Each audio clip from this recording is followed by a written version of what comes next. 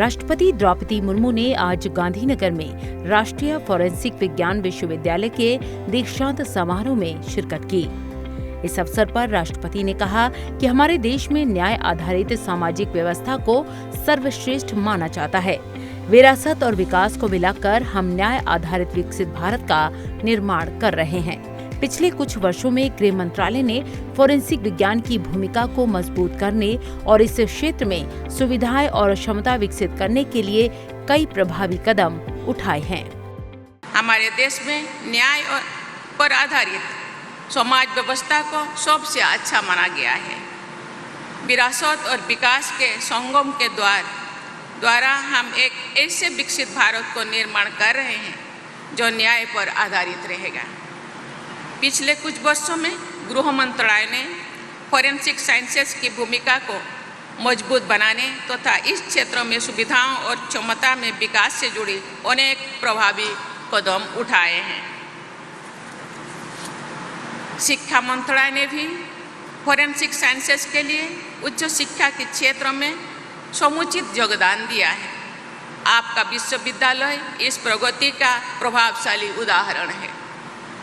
मैं इस प्रयासों से जुड़े गृह मंत्रालय, शिक्षा मंत्रालय तथा इस विश्वविद्यालय के लोगों को बहुत बहुत साधुवाद देती हूँ। राष्ट्रपति ने कहा कि कोई भी न्याय प्रणाली तभी मजबूत मानी जाती है जब वह सही मायने में समावेशी हो। उन्होंने छात्रों से कहा कि उनका लक्ष्य समाज के सभी वर्गों, विशेष रूप से कमजोर और वंचित वर्गों को फोरेंसिक साक्ष्य के आधार पर निष्पक्ष और त्वरित न्याय प्रदान करना होना चाहिए। कोई भी न्याय व्यवस्था तभी मजबूत मानी जाएगी जब वो सही अर्थों में समावेशी हो, इंक्लूसिव हो। समाज के सभी वर्गों, विशेषकर कमजोर और वंचित वर्गों के लोगों के लिए फोरेंसिक एविडेंस पर आधारित निष्पक्ष और त्वरित न्याय उपलब्ध कराना आपका लक्ष्य होना चाहिए। आप सभी को अंत्योदय की भावना के साथ कार्य करना चाहिए ताकि समाज के अंतिम व्यक्ति तक समय से न्याय पहुंच सके तथा आर्थिक सीमाओं के कारण कोई व्यक्ति न्याय से वंचित ना हो। जस्टिस डिलीवरी सिस्टम में आप सबकी महत्वपूर्ण भूमिका रहेगी। राष्ट्रपति ने कहा कि 3 नए आपराधिक कानूनों में अपराध जांच और साक्ष्य से जुड़े बदलाव किए गए हैं। जिन मामलों में सजा की अवधि 7 वर्ष या उससे ज्यादा है, उनमें अब फोरेंसिक विशेषज्ञ का घटनास्थल पर जाकर जांच करना अनिवार्य कर दिया गया है। भारतीय नागरिक सुरक्षा संहिता में सभी राज्यों में समयबद्ध तरीके से फोरेंसिक सुविधाओं के विकास का प्रावधान किया गया है। कई कानूनों में समयबद्ध फोरेंसिक जांच को अनिवार्य बनाया गया है। राष्ट्रपति ने कहा कि इन बदलावों से फोरेंसिक विशेषज्ञों की मांग बढ़ेगी।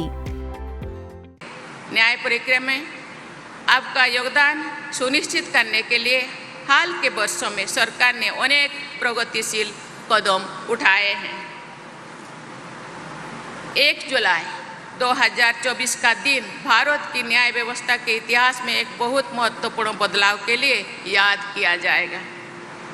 उस दिन से स्वाधीनता के पहले से चले आ रहे दंड विधान की जगह न्याय को केंद्र में रखकर बनाए गए 3 कानून लागू किए गए हैं।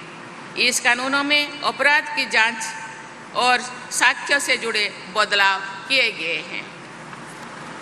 जिन अपराधों में दंड की अवधि 7 वर्ष या उससे अधिक है, उन मामलों में अपराध स्थल पर फोरेंसिक एक्सपर्ट द्वारा जाकर जांच करना अब अनिवार्य हो गया है। भारतीय नागरिक सुरक्षा संहिता के अनुसार सभी राज्यों में समयबद्ध तरीके से फोरेंसिक फैसिलिटीज विकसित की जाएगी। अनेक स्टैट्यूट्स में टाइम बाउंड फोरेंसिक एग्जामिनेशन की अनिवार्य कर दिया गया है।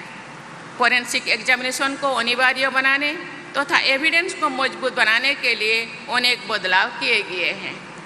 इस बदलावों का उद्देश्य वैज्ञानिक और स्पष्ट साक्ष्यों के आधार पर न्याय प्रक्रिया में आने वाले व्यवधानों पर काम करना, उसको कम करना और तेज गति से न्याय सुलभ करवाना। इन बदलावों के फलस्वरूप फोरेंसिक एक्सपर्ट्स की आवश्यकता बड़े पैमाने पर बढ़ रहा है।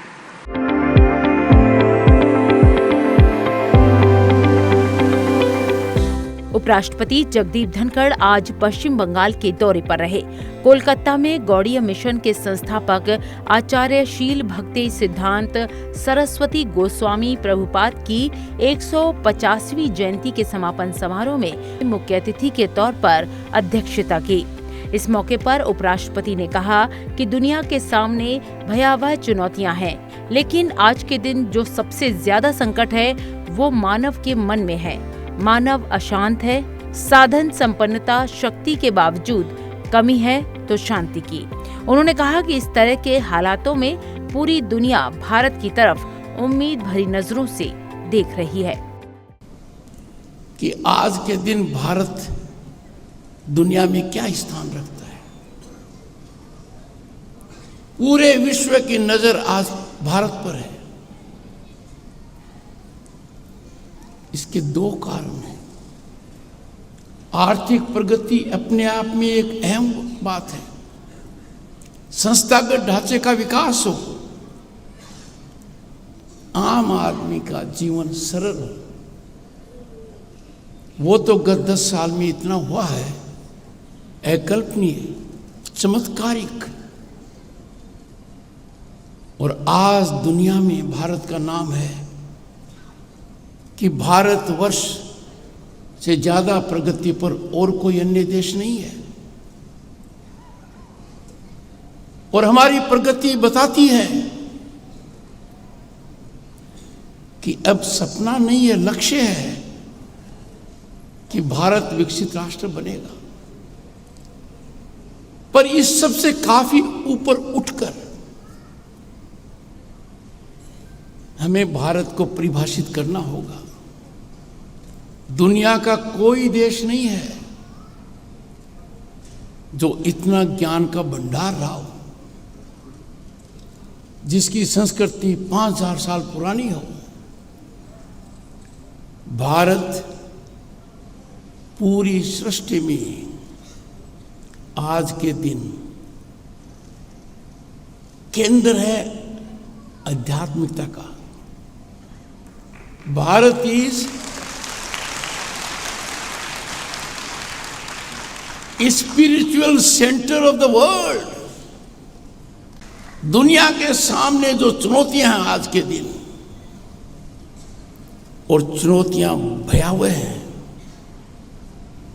चिंतन को मजबूर करती हैं, बड़ी चिंता पैदा करती हैं। हमारे क्लाइमेट चेंज की हम बात करते हैं, पर सबसे ज्यादा जो संकट है आज के दिन मानव के मन में, मानव अशांत है। मानव को तलाश है कि मैं साधन संपन्न भी हूं, मेरे पास शक्ति भी है, ताकत भी है, ताकत का प्रदर्शन भी कर सकता हूं, पर कुछ कमी है। और दुनिया में जब लोगों को एक कमी महसूस होती है तो उनको एक ही नॉर्थ स्टार दिखाई देता है, भारत। उपराष्ट्रपति ने कहा कि ये श्यामा प्रसाद मुखर्जी की भूमि है, जिन्होंने राष्ट्रवाद से कभी समझौता नहीं किया। उपराष्ट्रपति ने उनके बलिदान को याद किया और कहा कि आज हम सुखद कालखंड में हैं। जो चिंता श्यामा प्रसाद मुखर्जी ने की थी, जो उनकी सोच थी, राष्ट्रवाद के प्रति उनकी कटिबद्धता थी, और जो नासूर उनको नजर आ रहा था, आज वह नासूर हमारे संविधान में नहीं है। यह श्यामा प्रसाद मुखर्जी की भूमि है, जिन्होंने राष्ट्रवाद से कभी समझौता नहीं किया।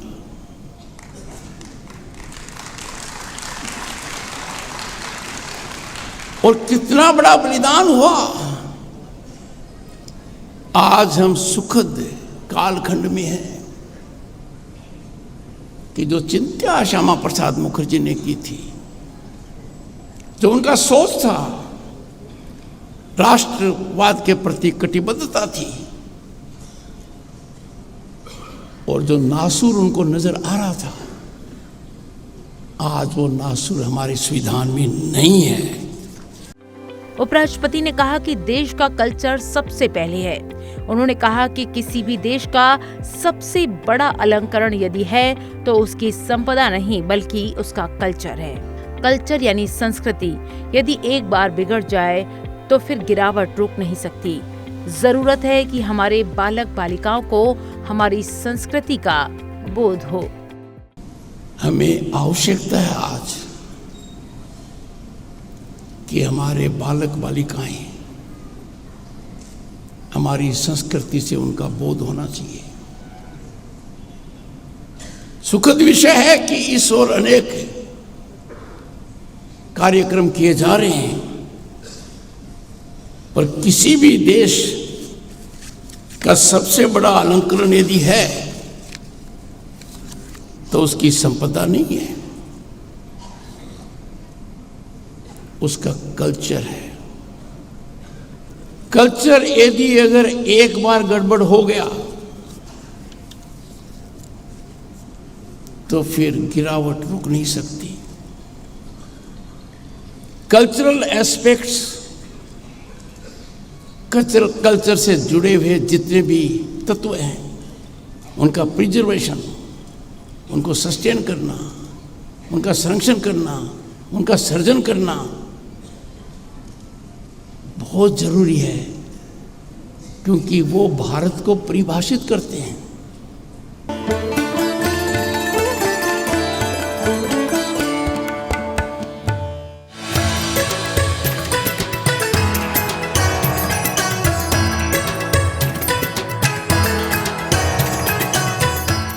सनातन संस्कृति के प्रति अटूट आस्था रखने वाले देश के उपराष्ट्रपति जगदीप धनखड़ ने पश्चिम बंगाल के बीरभूम जिले में स्थित देश के 51 शक्तिपीठों में से एक मां तारापीठ के दर्शन किए।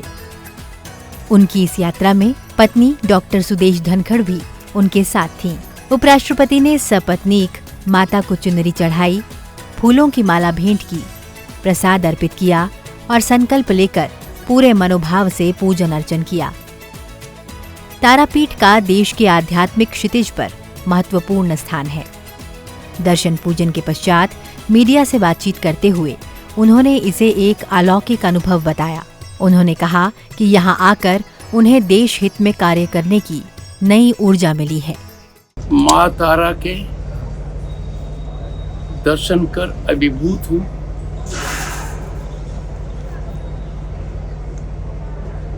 Felt blessed, sought bliss for entire humanity। यहाँ से भारतीय संस्कार, भारतीय सभ्यता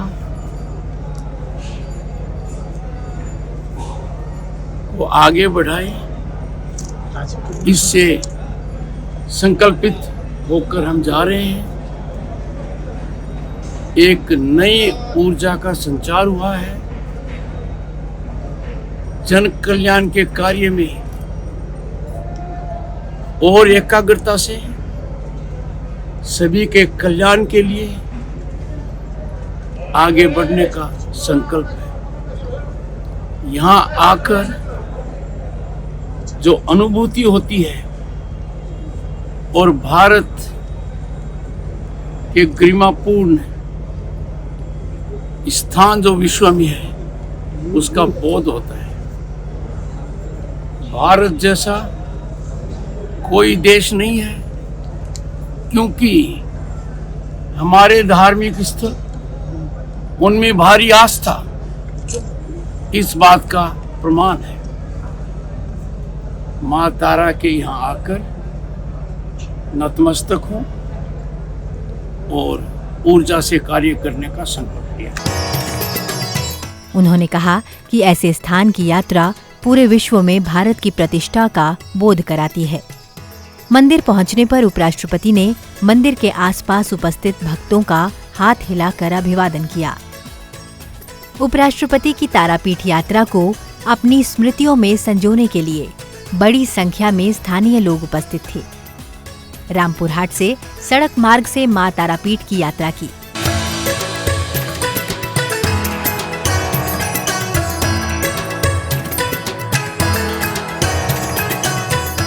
भारत के आध्यात्मिक स्वरूप की बात करें तो भारत के पौराणिक इतिहास और भूगोल में 51 शक्तिपीठों और 12 ज्योतिर्लिंगों का बड़ा महत्व है।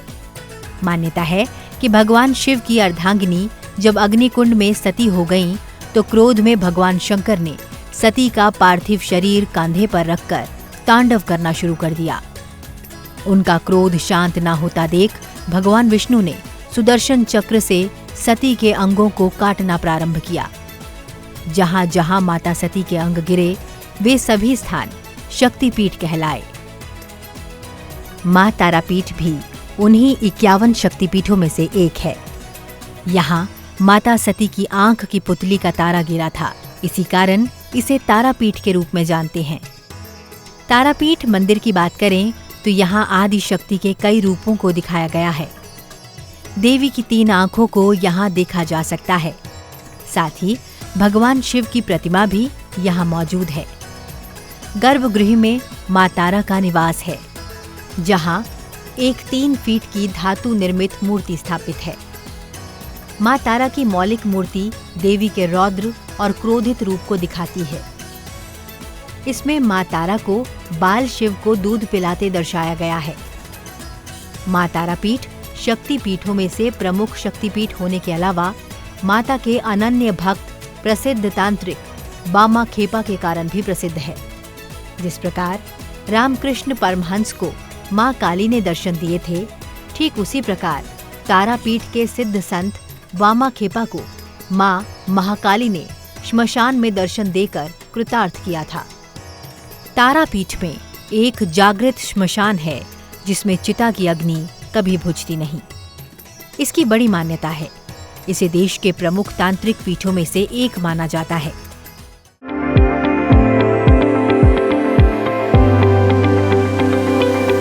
यूरोपीय आयोग की अध्यक्ष उर्सुला वॉन डेर लेन 2 दिन की भारत यात्रा पर हैं। प्रधानमंत्री नरेंद्र मोदी ने आज यूरोपीय आयोग की अध्यक्ष उर्सुला वॉन डेर लेन से बातचीत की।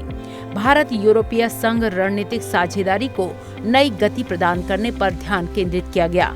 बैठक के बाद दोनों नेताओं ने संयुक्त प्रेस वार्ता को संबोधित किया। इस मौके पर प्रधानमंत्री नरेंद्र मोदी ने कहा कि भारत और ईयू की साझेदारी 2 दशक से ज्यादा की है और ये साझेदारी विश्वास और लोकतांत्रिक मूल्यों पर आधारित है। फ्रेंड्स, भारत और ईयू की 2 दशकों की स्ट्रेटेजिक पार्टनरशिप नेचुरल है, ऑर्गेनिक है। इसके मूल में ट्रस्ट है, लोकतांत्रिक मूल्यों में साझा विश्वास है, शेयर्ड प्रोग्रेस और प्रॉस्पेरिटी के लिए साझा कमिटमेंट है। प्रधानमंत्री नरेंद्र मोदी ने कहा कि यूरोपियन कमीशन प्रेसिडेंट और कॉलेज ऑफ कमिश्नर्स की ये भारत यात्रा अभूतपूर्व है। ये केवल भारत में यूरोपियन कमीशन की पहली यात्रा नहीं है, बल्कि ये किसी भी एक देश में यूरोपियन कमीशन का पहला इतना व्यापक एंगेजमेंट है। उन्होंने कहा कि रक्षा और सुरक्षा से जुड़े मुद्दों पर हमारा बढ़ता सहयोग आपसी विश्वास का प्रतीक है। साइबर सिक्योरिटी, मैरीटाइम सिक्योरिटी और काउंटर टेररिज्म पर सहयोग के लिए हम आगे बढ़ेंगे। विभिन्न क्षेत्रीय और वैश्विक मुद्दों पर सिंसियर और मीनिंगफुल चर्चा हुई है। हमारी पार्टनरशिप को एलिवेट और एक्सेलरेट करने के लिए कई महत्वपूर्ण निर्णय लिए गए हैं। Trade, technology, investment, innovation, green growth, security, skilling और मोबिलिटी पर सहयोग का एक ब्लूप्रिंट तैयार किया गया है। हमने अपनी टीम्स को एक पारस्परिक लाभकारी बायलैटरल फ्री ट्रेड एग्रीमेंट को, एफटीए को इस वर्ष के अंत तक संपन्न करने का निर्देश दिया है। फ्रेंड्स, इन्वेस्टमेंट फ्रेमवर्क मजबूत करने के लिए इन्वेस्टमेंट प्रोटेक्शन और जीआई एग्रीमेंट पर भी आगे बढ़ने की बात हुई है। टेक्नोलॉजी और इनोवेशन के क्षेत्र में एक ट्रस्टेड और सिक्योर वैल्यू चेन हमारी साझी प्राथमिकता है। Semiconductor, AI, high performance computing और 6G में सहयोग बढ़ाने पर भी सहमति बनी है। हमने एक स्पेस डायलॉग शुरू करने का निर्णय भी लिया है। फ्रेंड्स, इकोलॉजी और इकोनॉमी का बैलेंस हमारी साझी प्रतिबद्धता रही है और इस दिशा में हमारा मजबूत सहयोग रहा है। हमने ग्रीन हाइड्रोजन फोरम और offshore wind energy business summit करने का निर्णय लिया है। ईवी बैटरीज, मरीन प्लास्टिक्स और ग्रीन हाइड्रोजन में जॉइंट रिसर्च किया जाएगा। साथ ही सस्टेनेबल अर्बन डेवलपमेंट पर हम अपने जॉइंट प्लान को आगे बढ़ाएंगे। वित्तीय वर्ष 2023-24 में यूरोपीय संघ के साथ भारत का द्विपक्षीय व्यापार 135 बिलियन अमेरिकी डॉलर का है, जिसमें यूरोपीय संघ को निर्यात 76 बिलियन अमेरिकी डॉलर और यूरोपीय संघ से आयात 59 बिलियन अमेरिकी डॉलर का है। इस तरह से ये ब्लॉक नई दिल्ली का वस्तुओं के मामले में सबसे बड़ा व्यापारिक साझेदार है। 2023 में सेवाओं में द्विपक्षीय व्यापार 53 बिलियन अमेरिकी डॉलर तक पहुंच गया, जिसमें 30 बिलियन अमेरिकी डॉलर का भारतीय निर्यात और 23 बिलियन अमेरिकी डॉलर का आयात शामिल है, जो कि सेवाओं में अब तक का सबसे अधिक व्यापार है।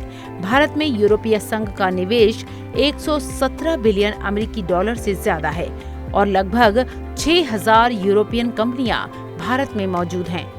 यूरोपीय संघ में भारत का निवेश लगभग 40 अरब डॉलर का है।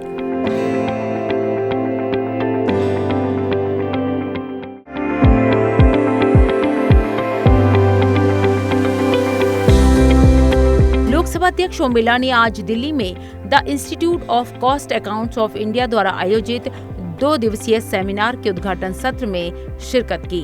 लोकसभा अध्यक्ष ने कॉस्ट मैनेजमेंट क्षेत्र के प्रोफेशनल्स और स्टूडेंट्स के बीच विचार साझा किए। उन्होंने कहा कि आज भारत दुनिया की तेजी से बढ़ती अर्थव्यवस्था के रूप में गतिमान है।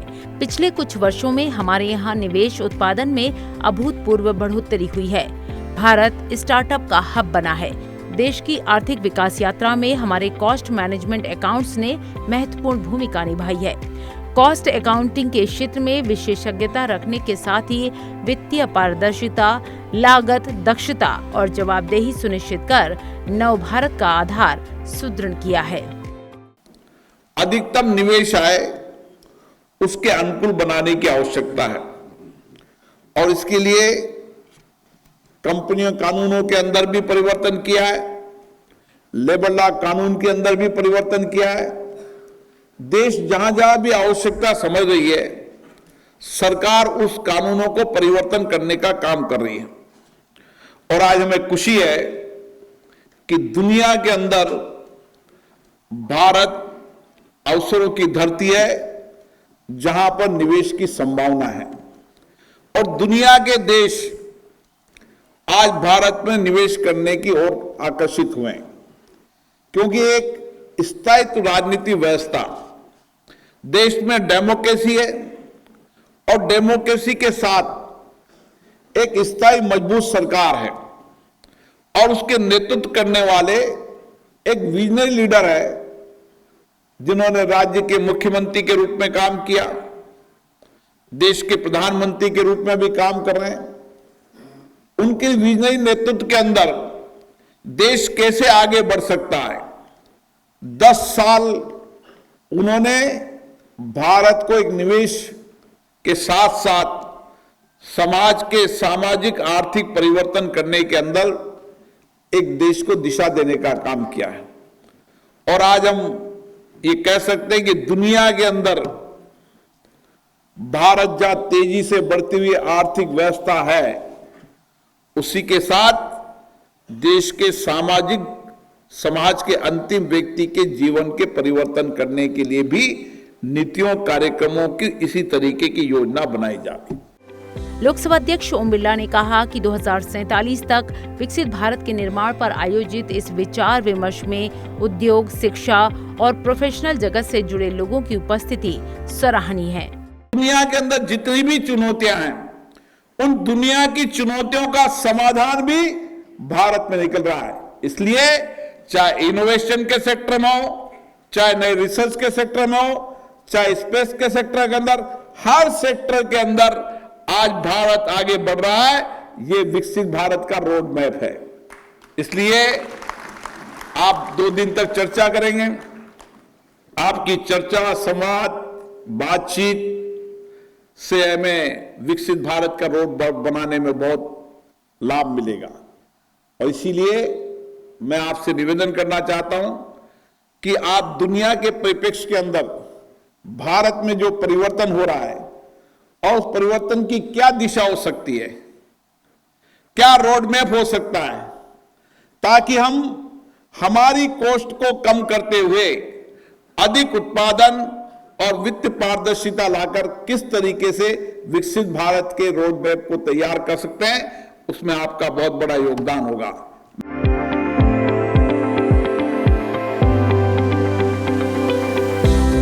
लोकसभा अध्यक्ष ओम बिरला बंजारा समाज के आराध्य संत सेवालाल जी महाराज की 286वीं जयंती पर दिल्ली में आयोजित एक कार्यक्रम में शामिल हुए। लोकसभा अध्यक्ष ने देश भर से आए बंजारा समुदाय को संबोधित किया। उन्होंने कहा कि संत सेवालाल जी ने चुनौतीपूर्ण परिस्थितियों में कुरीतियों को समाप्त करने और लोक सेवा और मानव कल्याण की दिशा में जो कार्य किए, वे सदैव प्रेरणा के समृद्ध स्रोत रहेंगे। संत सेवालाल जी महाराज की जन्म जयंती हम सबको आध्यात्मिक, धार्मिक, सामाजिक रूप से उन्होंने जो समर्पण, जो सेवा, जो त्याग बंजारा समाज के लिए नहीं, पूरी मानवता के लिए उनकी मानव सेवा का संदेश हम सबको प्रेरणा देता है। लोकसभा अध्यक्ष ओम बिरला ने कहा कि देश में वनों की सुरक्षा में बंजारा समुदाय ने महत्वपूर्ण भूमिका निभाई है। बंजारा समुदाय के लोग आध्यात्मिक होते हैं और प्रकृति और परंपरा से जुड़े होते हैं। बंजारा समुदाय की चुनौतियों का जिक्र करते हुए लोकसभा अध्यक्ष ने कहा कि अब समय आ गया है कि जब बंजारा समुदाय के सामने आने वाली चुनौतियों का समाधान किया जाए। बंजारा समाज देश का वह समाज है जिन्होंने वर्षों तक इस देश के जंगल में रहकर पर्यावरण संरक्षण का पूरी कार्य किया। जो हम देश में जो जंगल देख रहे हैं, उन जंगलों को संरक्षण करने का अगर सबसे ज्यादा काम किया तो बंजारा समाज है। अभाव में रहे, कठिनाइयों में रहे, चुनौतियों में रहे, लेकिन अभाव, कठिनाइयों, चुनौतियों के बाद भी भारतीय संस्कृति, आध्यात्मिक ज्ञान को कभी नहीं छोड़ा।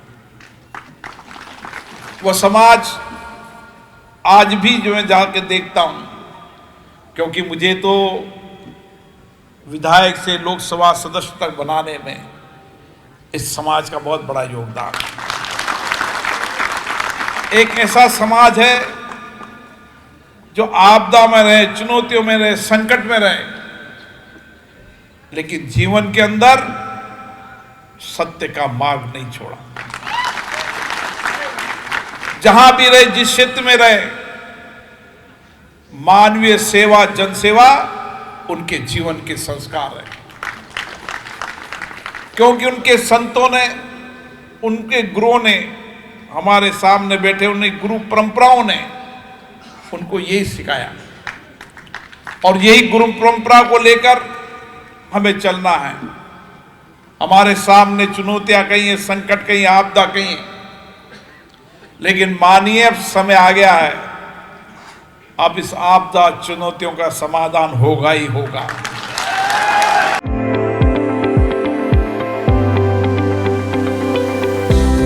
संविधान सदन के केंद्रीय कक्ष में आज स्वतंत्रता सेनानी, प्रखर गांधीवादी और पूर्व प्रधानमंत्री भारत रत्न मोरारजी देसाई की जयंती पर पुष्पांजलि अर्पित की गई। इस अवसर पर लोकसभा अध्यक्ष ओम बिरला ने पूर्व प्रधानमंत्री भारत रत्न मोरारजी देसाई के चित्र पर श्रद्धा सुमन अर्पित किए।